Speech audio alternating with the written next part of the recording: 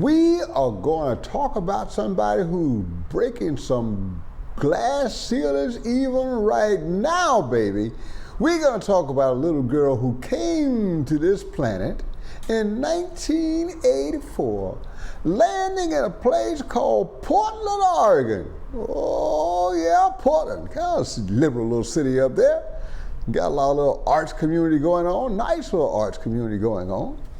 And by the age of 4, she started playing the violin and was all into it. By the time she was 5 years old, she was in the Chamber Music Society of Oregon, a youth orchestra. Yeah, and she stayed there for 10 years. At 15, she was a concert mistress, and then she just stood up and walked away from the violin and the concert orchestra and all of it because she had discovered a new instrument. It was the bass. And her teacher had taught her one little bass line. And with that one little bass line, she got a gig playing in a club with a blues band. So bye-bye violin and string orchestra, and hello nightclubs and beer and the blues and the bass. Yes, yes, yes. Now, she was self-taught on some instruments and had lessons on others, but she learned instruments, the guitar, the piano, the bass, of course the violin, she already had that.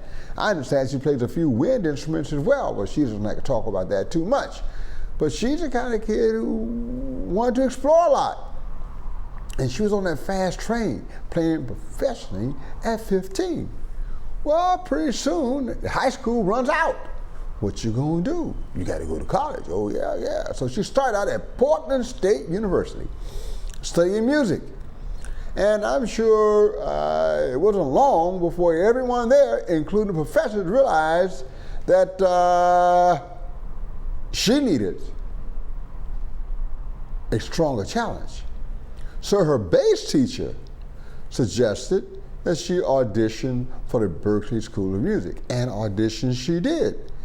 And not only did she get in, she got the rarest of the rare, a full scholarship. Oh yeah, full scholarship, 17, come on down, baby, you can play, we want you right now. So off to Boston she goes from her little comfortable liberal surroundings in Portland, Oregon.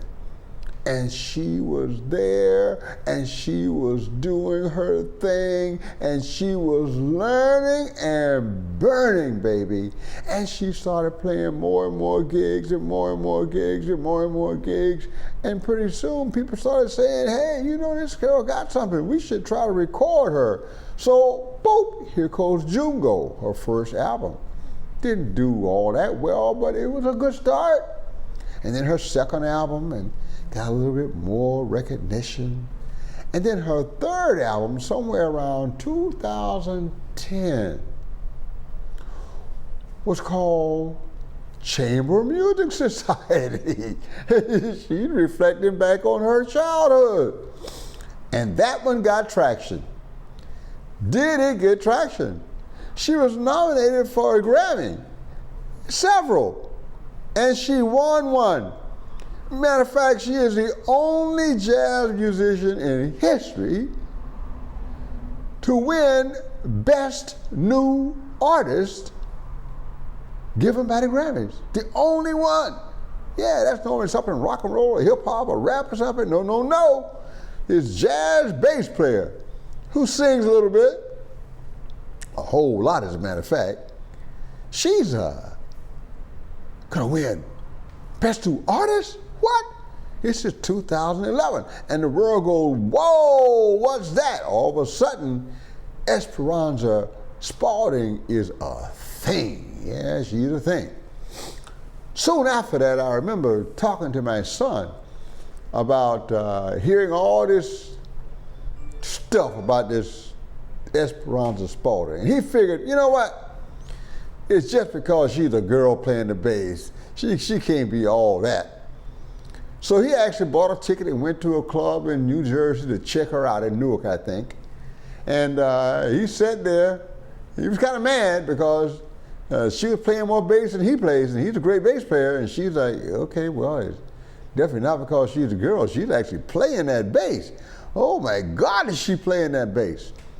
And then he said he was about done with it because she was just doing everything he couldn't do. And then the second set, she comes out and she starts singing.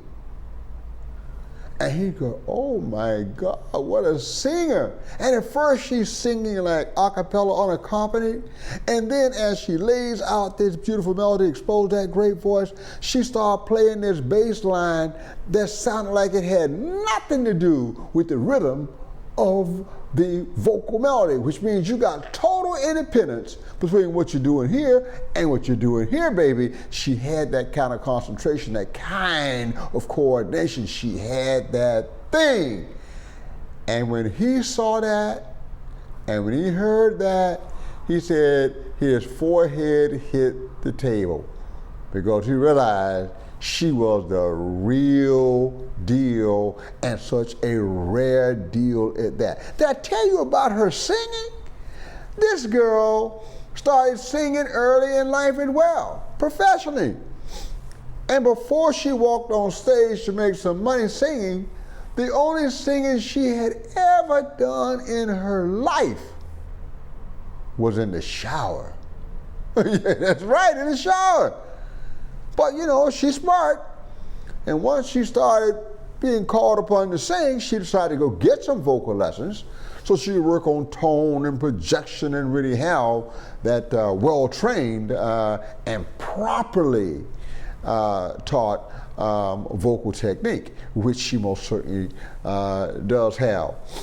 So we get more and more albums, and at some point she decided that she was going to do a lot of gigging with people everywhere and there because she's so popular. She didn't have time to work on her own stuff. She just playing with this one, playing with that one, playing with this one, playing with that one, touring everywhere, got no time, gotta go. And she decides to do another album, something different, concept album. Emily's, which is her middle name, Emily's D+, Emily's D+ Evolution. It was kind of a punk rock project. And I actually had the opportunity to hear this live with my friend Butch Thomas, and let's just say we thought she was underserved by the material and the production.